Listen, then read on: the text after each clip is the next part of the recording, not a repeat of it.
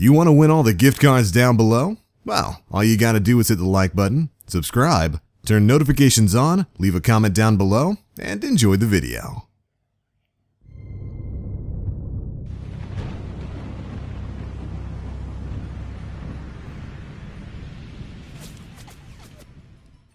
Hey, what's up YouTube? It is Captain Shock here. Now today I'm going to be showing you how to use combat focus. And combat focus can be found on the Warfighter rig. Combat focus is extremely powerful in the right hands. You can actually change games by using combat focus properly. And I've been using combat focus since Black Ops 3 as my main. And this video is part 1 of the combat focus tutorial. I'll have to include a part 2 in another video coming up soon. Now when you activate combat focus and you kill an enemy with your weapon, you get 200 points. And if used correctly, you can absolutely change games. I've done it before and it absolutely shreds enemy team once used right. But of course you need to have those higher streaks, right? You can't just have the lower streaks and using combat focus. It's not really needed if you're a good player. But if you want to hit those high streaks consistently, especially against good competition, combat focus works a charm. So to make things clear, you don't need it if you're just using lower streaks. If you're using higher streaks, then it becomes very useful and makes a huge impact on the game. However, if you're a beginner player and you really can't get your normal streaks, your lower streaks, then try out combat focus. It will help you a lot. But as for making an impact on the game and enemy team, like destroying them, you want to use a higher streaks. It takes a longer time to get the combat focus charged compared to say if you're using the FTL with phase shift or the synaptic with rewind. So of course if it's going to take a longer time to charge, it means the game is saying it's more valuable because you can get those streaks, right? So when you do finally get your combat focus charge, you don't just want to activate it randomly and searching for kills. You want to be sure that you can get those kills. Now watch this situation. I enter the building, I have my combat focus charge, but what do?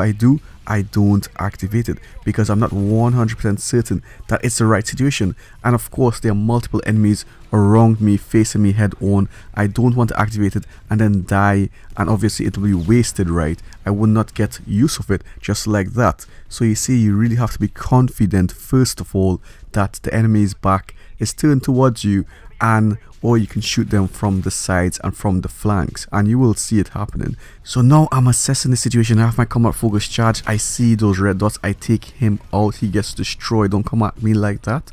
And now look, I'm pre-aiming the area, but watch this. I see an opening, I see some weakness, I activate the combat focus. Look at this, boom. Watch the juicy score that I am getting with combat focus. Look at this, and look at the score streaks at the right, just filling up and getting charged. You see that? Do you see the power of combat focus when used correctly? So what happened there? Well, first of all, their backs were turned to me and I saw an opening, so I activated. I was confident that I could get those kills and I assassinated them inside there because they showed some weakness, and I took advantage of it and I got my full streaks. Easy like that. So only activate your combat focus when you are sure and certain that you can get the kills and you can get your streak off it. But a huge tip is, don't just activate it straight away and get the kills. Make sure you get a few kills beforehand without combat focus and build up towards your score streak. So when you do activate your combat focus, it will just fill up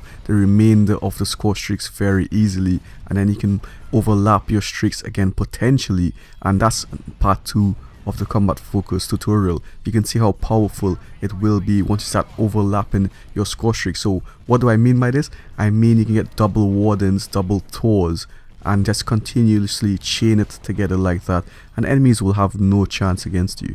And I cut parts of the Thor out as well, but you'll see what I'm doing. I'm trying to build towards my other streaks. Watch, I leave the Thor now and look what I have. I have a warden and I have a counter UAV, and my combat focus is charged, so I can potentially get my second set of streaks very soon as well, right? So I just have to look at the correct time, and they need to give me the opening, and I will take that and activate my combat focus and get my second set of streaks very easily.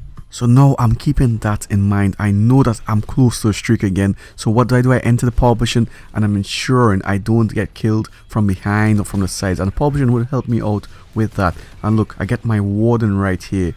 And I don't even have to use my combat focus right now because I used it so efficiently the time before. And this is the fact about chaining streaks. Once you start chaining streaks, it's over for the enemy team. What can they do? Unless all of them just come out with launchers, that's the only way they can stop your streaks. But at that time, hopefully your teammates will kill them when they're using the launchers. So you can see how powerful it is. And I have that combat focus ready and waiting. So in case, worst case scenario, they start bringing it back, which is very highly unlikely, I can just pop the combat focus and get another set of streaks. So it's almost a guaranteed win if used correctly.